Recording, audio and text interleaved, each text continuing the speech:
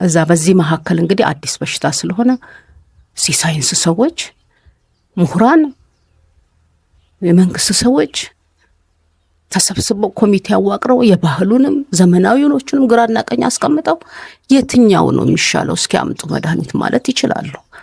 አሁን እነሱ ቢሮአቸው ውስጥ ቁጭ ብለው እኛ ይሄንን ቢደረግ ብለን ብንል ምንም ዋጋ የለውም። ከግፊቱ ከመንግስት ነው መምጣት ያለበት። ከመጣ በኋላ ደግሞ ቁጭ አድርጎስ እኛ ቅጠል መበጣስ እንችላለን፣ ሳይንስ መሆን አንችልም። ቅጠል በጣሹ ከሳይንቲስቱ ጋር ከኬሚስቱ ጋር ተገናኝተው ማዳን ባይችል እንኳን በሽታውን ማዳከም ይችላል። ወደዛ መግባት ነው ያለባቸው እንጂ መንግስት ያልገባበት ነገር ግለሰብ ማንም መንደር መሄድ አይችልም። እዚህ ላይ ግን ትልቅ ሚና የሚጫወቱ እናቶች፣ የሰፈር እድሮች፣ ይሄ መጠጥ ቤት፣ ጠላ ቤት ምናምን ለነዚህ ሁሉ ፈንድ ማድረግ አለበት መንግስት። ምክንያቱም ሰርታ ዓመት በላይ ያንን ስለሆነ ዝጌ መባል አለባት። ጫት ቤት ዝጋ መባል አለበት። ይሄ ሺሻ ቤት ዝጉ መባል አለበት። ማውራት አይደለም። ጉቦ ሲሰጠው ፖሊስ እነዚህንም እየለቀቀ የሚጫወተው አይነት ጨዋታ አይደለም። አሁን አገር ላይ ያለ ህዝብ ሊጠፋ ነውና እነዚህን መከልከል አለበት። ያን ሲሆን ፈንድ መደረግ አለ። በተለይ ጠላ ነግዳ ለምታድረዋ ትናንሽ ነገር ሰርታ ለምታድረዋ የዕለት ጉርሷ ስለሆነ እሷን ህዝብም ነው መንግስትም ማገዝ አለበት። ለሁሉም መንግስት ሳይንቲስቱም መንግስት ካልጠራው ምን ብሎ ይመጣል? ጎበዝ ሳይንቲስቶች አሉ። ማሽኑን ማስገባት፣ የላቦራቶሪ ኬሚስቶች የሚሰሩበትን ማስገባት። እኔ ይሄ ሁሉ ሚሊዮን ብር የሚባለው ከህዝቡ ስለማይበልጥ የፈለገውንም አውጥቶ አርመን ሃንሰንም የሚጎለውን ማሟላት፣ እዛ ላይም ፓስተርም የሚጎለውን አሟልቶ ኑና እስኪ ያላችሁን ነገር አውጡ ይበል። እኔ ያለኝን ሰጣለሁ፣ በአቅሜ ያለኝን። ብዙ ነገር አላወራም። ትንሿንም ብትሆን ግቢ ውስጥ ካሉት ውስጥ ወጥቼ ሰጣቸዋል። ከኔ በላይ ደግሞ አሉ አዋቂዎች። እባካችሁ ህዝባችን ሊያልቅ ነው ብለን ከጠራናቸው ማንም ህዝብ እንዲያልቅ አይፈልግም፣ ይሰጣሉ ብዬ አምናለሁ። ግን የበለጠው ደግሞ መውደቅ ነው፣ ወደ አምላክ መጸለይ ነው፣ ምህላ ውስጥ መግባት ነው። ጾሙም ጸሎቱም በቤት ውስጥ መደረግ ነው ያለ እና አብያተ ክርስቲያኗ ወይም ሲኖዶሱ ስራቸው ሊሆን ይገባል። ማወጅ፣ መንግስትም አዋጁን መቀበል አለበት። አለበለዚያ ህዝብ ያለ መንግስት፣ መንግስት ያለ ህዝብ ዋጋ ቢስ ነው። ብቻውን ቤተ መንግስቱን ቢይዝ ዋጋ የለውም። ብቻውን ህዝብ ቢሆን መሪ ከሌለው ዋጋ የለውም። እና ሁለቱም ተባብሮ ወደ ጸሎት መግባት አለበት። እሱ ይፈጥራል እኮ ልብን ያራራል። ያላቸውን ሰዎች ይዘውት እንዲወጡ መድኃኒታቸውን ያደርጋል። ይሄ ብቻ አይደለም፣ ቀጣይም ነገር አለ ይመጣል። በሽታ ሊያራግፍ ነው የሚመጣው። አላስፈላጊ የሆኑትን እንትኖች ሊያራግፍ ይመጣል። ቁጣ ነው ይሄ እና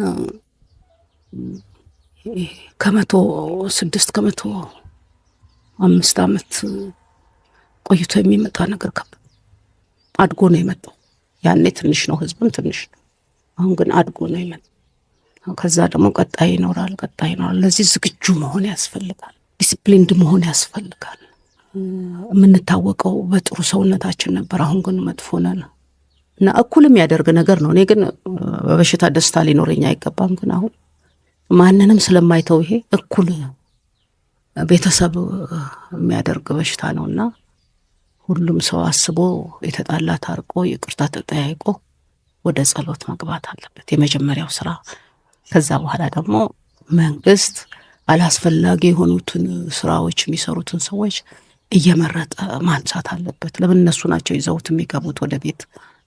ከዛ ውጭ ደግሞ ስራው በዚህ ስራ የሚተዳደሩትን ፈንድ እያደረገ ምስኪኖቹን በተለይ ትናንሽ ስራ ላይ ያሉትን ገበያ ዳር ያሉትን እነዚህ ጠላ አረቅ የሚይዙትን በዛች በደንብ እንኳን አያጥቡትም እሱ ስለሚጠጣ እሱን አክሰም አለበት።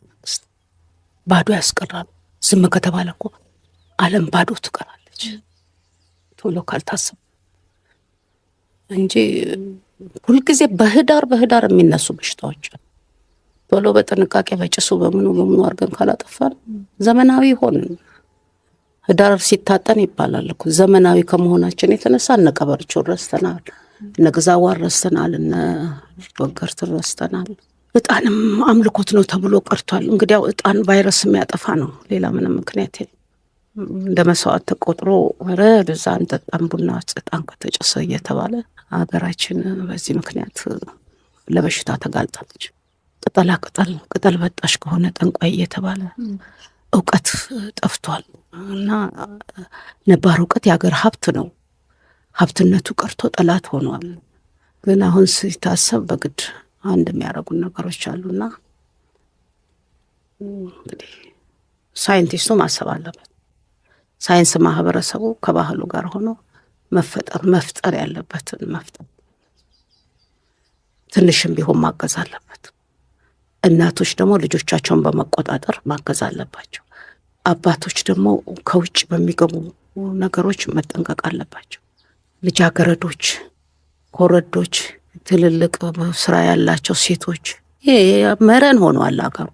ስለዚህ እንኳን ኮሮና ቫይረስን ልንቆጣጠረው በእነዚህ አይነት ከምናያቸው ጭፈራ ቤቶች፣ ከምናያቸው መጠጥ ቤቶች፣ ከምናያቸው አሁን ኢንስቲትዩሽን የጥፋት ኢንስቲትዩሽን ሆነዋልና ከዛ መታቀብ ያለበት ይመስለኛል።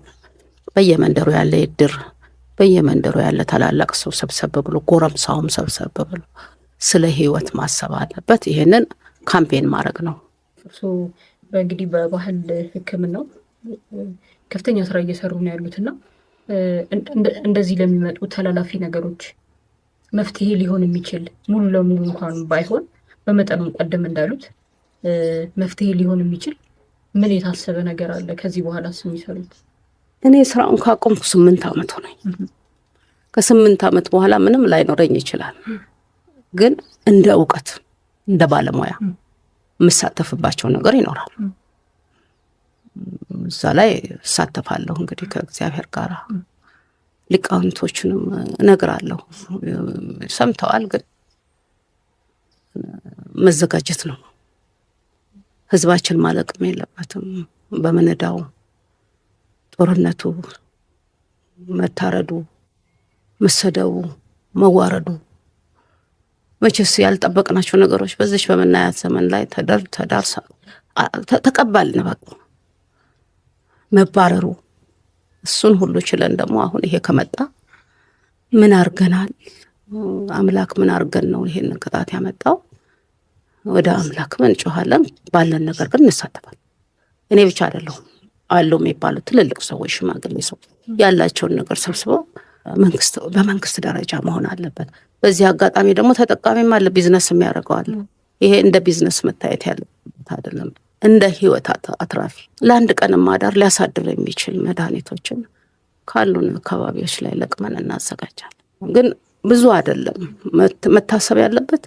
ማንም አይደለንማ፣ ወተን የተጣልን ሰዎች ነን፣ የወደቅን ሰዎች ነን። በተለይ የባህል ሐኪሙ ያለ ስርዓት አትኖርም የተባለ ነው፣ እንደዚህ ጋር ያልታየ ነውና ግን ይሄን ተደርገናል ብለን አይደለም እናስበው። አሁን እንደ ሀገር እንደ ዜጋ እንደ ወገን ለምን ወገኔ ይሞትብኛል? ያለችኝን እኛንም ሊይዝ ይችላል እኮ የበሽታ የእኛንም ቤተሰብ ሊይዝ ይችላል።